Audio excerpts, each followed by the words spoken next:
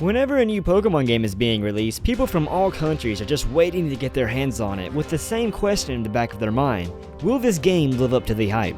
Pokemon Sun and Pokemon Moon were just recently released to us this November, and I find it to be one of the best new generation Pokemon games that we have had in the past several years. The game has already consumed countless hours of my time and will continue for many more. There are so many features that I absolutely love about this game, so today I'd love to share my top 5 favorite things about the 7th generation of Pokemon. There honestly really isn't a lot of things that I don't like about this game, besides the Festival Plaza. What are you doing, Game Freak? Just no. Now obviously this is just my opinion on the game, but I would love to know what you guys thought about Pokemon Sun and Moon. Do you guys believe it lived up to the hype, or do you think that it kind of fell short? Be sure to leave your thoughts in the comment section below. If you enjoyed the video, be sure to give it a thumbs up, subscribe if you're new, and share it with a friend. With that being said, let's go ahead and get straight into it.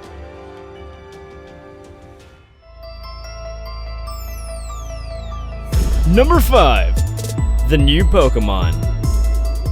Now this may seem like a very easy or simple sellout to be on this list, but I absolutely love the 7th generation of Pokemon. From just your regular old Pokemon, to the legendaries, to the Tapu Deity Guardians of the Islands, the Ultra Beasts, the new Alolan forms, there are so many cool Pokemon in this game. I even really enjoyed the starters of this generation. I like the typing of it. The only thing that I would have changed is I really wish Litten's final form was not standing on 2 legs. Come on, Game Freak.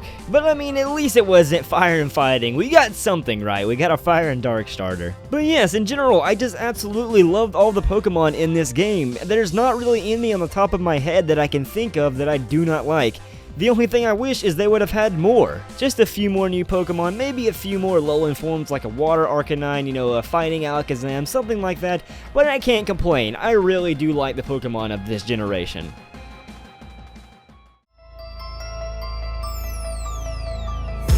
Number 4. The story. Now this is something we've been seeing Game Freak put a little bit more focus on than they did in the first 3 generations, and that is the storyline of the game. Generations 5, 6, and 7 specifically have really put a lot more effort into their storyline to make it not just a game where you go and collect a lot of Pokemon in battle. In Pokemon Sun and Moon, I just thought the game moved very smoothly with its storyline. It was a great length with the Aether Foundation, the Ultra Beasts coming from another dimension, you moving over from Kanto, all the NPCs. It was a very good game.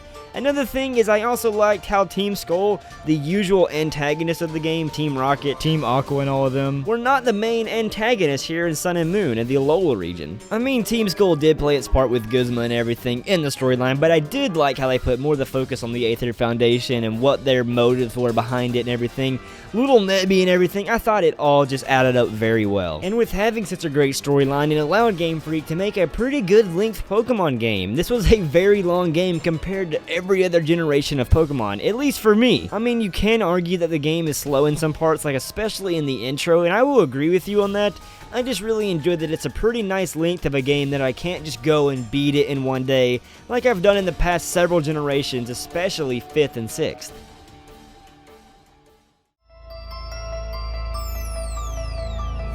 Number 3.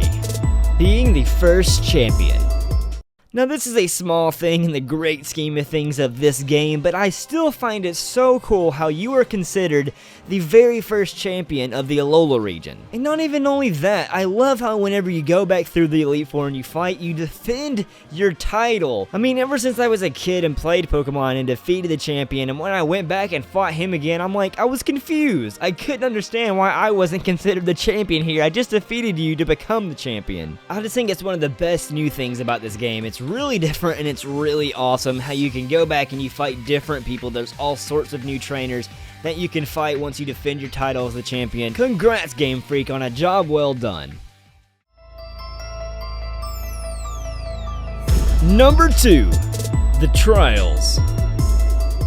The main thing that I liked about the trials is that Game Freak went out and gave us something new, gave us something fresh, but it didn't change it too much to where we didn't have the nostalgic feel of playing Pokemon. Now, I'm not going to go as far as saying I would like them to keep doing trials instead of gyms for future generations of Pokemon, but for right now, here in Gen 7, it was really cool to have something new, but not too different away from gyms. Not only do I like it that it brings something new to the table, I really liked it because it also made the game a lot more difficult, at least to me it did. The totem Pokemon can just be flat out outrageous. On my first playthrough through Pokemon Sun, I started out with Litten, and going into the second trial with that Wishy-Washy and the boosted defense stat, oh my god, it took so many tries. And you know that is just something I really admire about Sun and Moon. The only other thing that I would have changed is that the legendaries would have been a little bit harder to catch.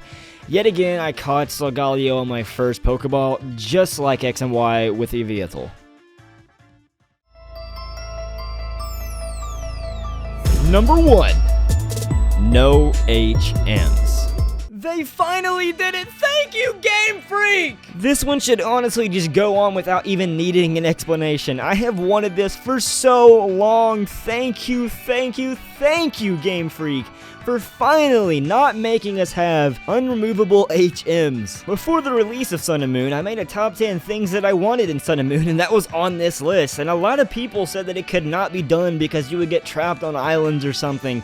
But Game Freak found a way how you not only don't have to have HMs, you don't have to have an HM slave. You don't have to waste that 6th member of your party. That is so awesome. This is just one of the small fixes that make the game so much better, like how I ask you if you want to use another repel, or that you can use unlimited amount of TMs. This is just a great fix. Great job, Game Freak. And that's my top 5 things that I absolutely love about Sun and Moon. Honestly, to me, I thought the game did live up to the hype. I love the Pokemon, I love the region, I love everything about the game. The only thing I really don't like is the Festival Plaza.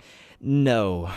Thank you guys so much for watching. If you did enjoy, be sure to give the video a thumbs up and subscribe if you're new and join the United family today, and let me know in the comment section below what your favorite things are about Pokemon Sun and Moon, and do you believe that it lived up to the hype? Be sure to check out some more Pokemon content on my channel. Thank you guys so much for watching, and as always, this is not just a channel, it is a family, and I hope to see you in the next Pokemon video on my channel.